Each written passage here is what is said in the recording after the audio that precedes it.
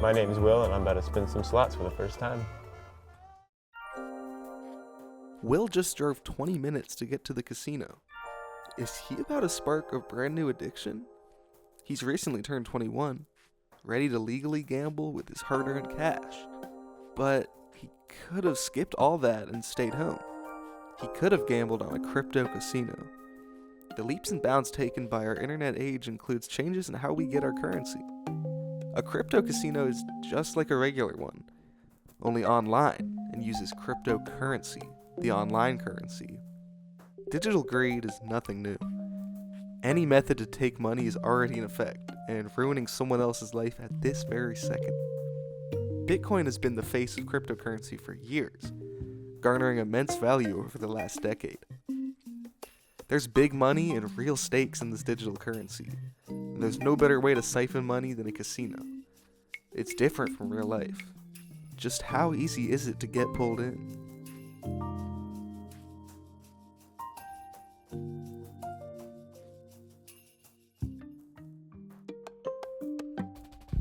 Originally, it started from sort of like microtransaction gambling within video games that I was playing.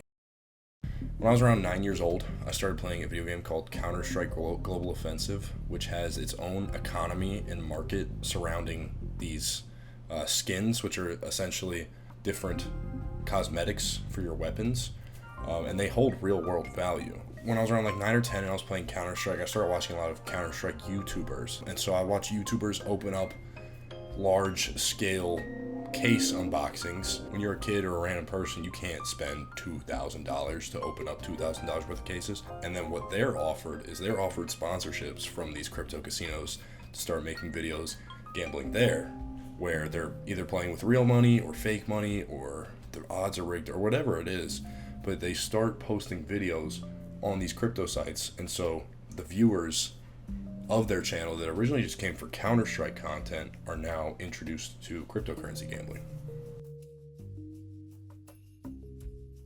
I can't remember back to the first time, but I remember I was around probably the age of 14, and I had, disposable cryptocurrency in my crypto wallet, and I had been watching these YouTubers who originally I just started watching for Counter-Strike content that then moved into like crypto casino content, and I was like, this looks fun, I'm gonna try it.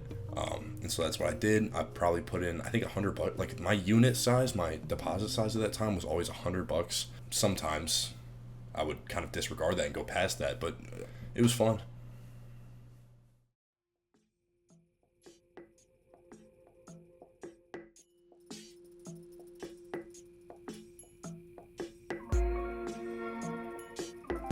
I think I would describe a crypto casino as predatory in a way, because the whole platform is built around this idea of almost digital money. My experience with one of these crypto casinos started from watching a friend who had done it for many years. I initially started out seeing him win big money, and it was kind of exhilarating to watch that kind of thing happen. It's like every few weeks I had this urge to want to put money in and try to get this big win, this big thrill that I thought was coming because of the kind of the same big wins that I had seen other people get, especially from my friend. Jack in the Box was this guy that I met on Counter-Strike years and years ago. I was probably 12 or 11 or something, and he had a lot of money.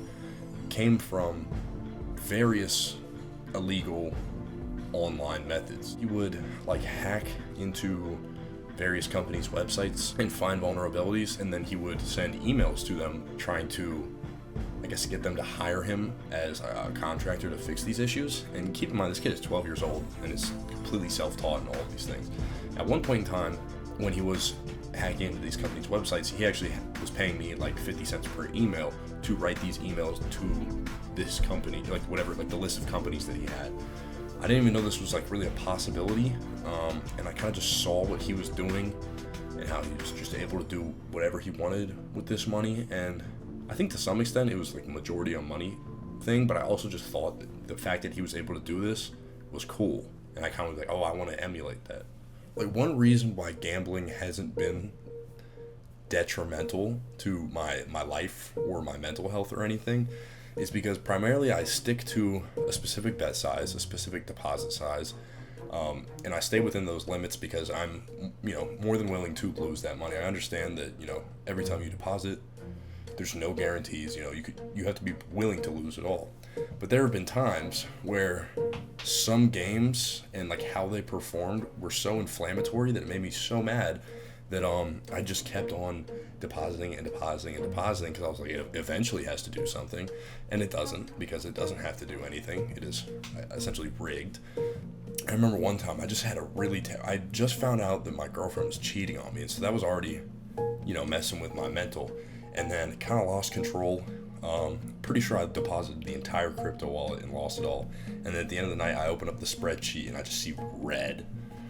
And then more recently, there was another time where I emptied the entire crypto wallet just because I was mad at a game called Fire Portals. It's very fast-paced, and the thing is with these slot providers is they come out with a lot of slots very frequently that all have different functionalities. And, at the end of the day, all these functionalities are like cool and unique and, different from like a physical slot machine. Like a physical slot machine would just be boring to me. I have no interest in that. But all of these ones, they have like features and mini games and stuff like that that's very attention grabbing. And also on these online slots, they have these things called turbo spins, so you can do like 10 spins per second. You kind of cut through all the boring stuff, get to the exciting stuff, and it kind of just keeps you in that cycle of chasing these exciting features, these big wins and stuff like that.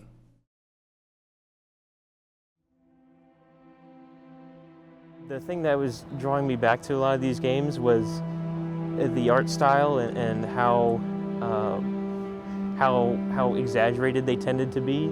They had animations and sounds and music for players when they would win, and they really hammed up the experience so that even like a small win kind of felt like you did something huge.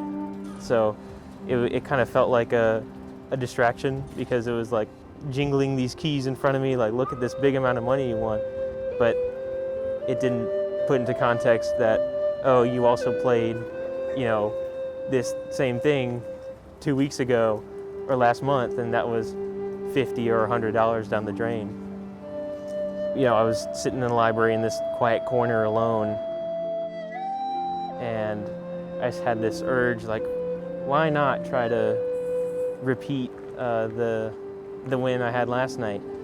It was like this feeling like, oh, if I did it again, if I did that last night, I could probably do it again. And I guess I almost in my mind I saw it as a kind of reward for studying that day, even though before this experience I had never really associated it with that kind of thing.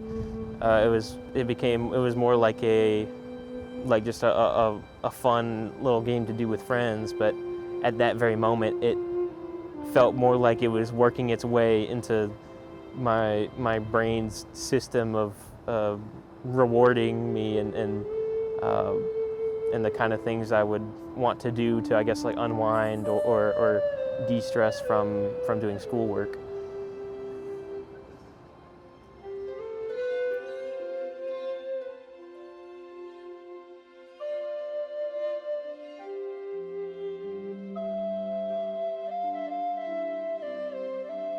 Not all online gambling has to be a hidden scheme. In fact, it can be completely legal. All of America's pastimes are plastered with sportsbooks or casinos. All you need to do is push a button on your iPhone.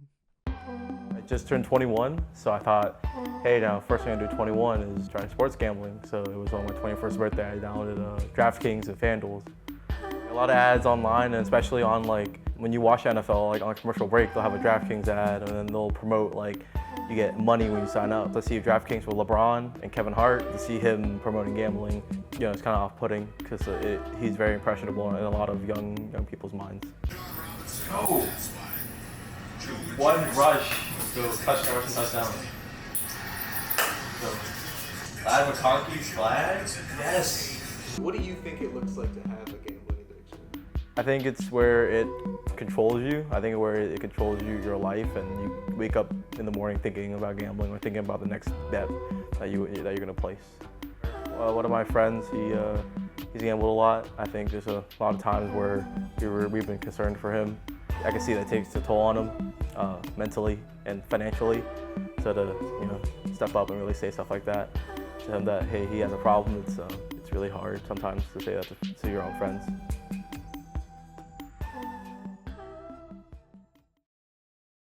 These crypto casinos can function in the United States, but certain companies have managed to find workarounds. So one of them is Stake, which is probably the biggest crypto casino in the world. They have a sister site called Stake US, and essentially, in the United States, you're not allowed to deposit real money into these websites and play with it. So what they do is you deposit your real money in, and then they give you like fake Stake coins or whatever it's called that is the value of real money. You gamble on that, and then you withdraw your actual money. So it's like a little loophole that they do.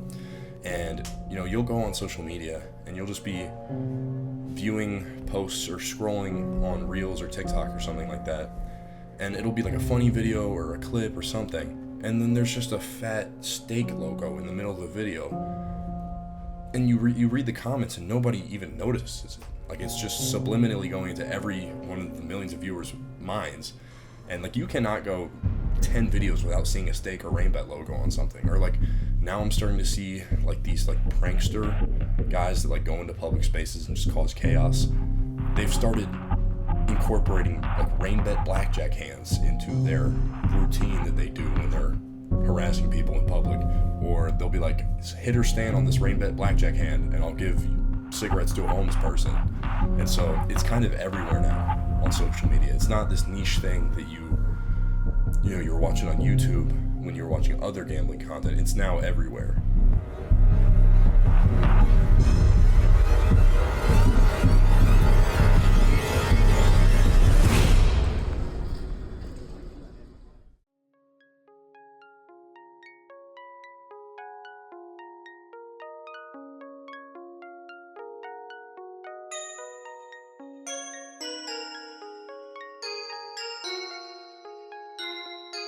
Any convenient outlet is not in your favor.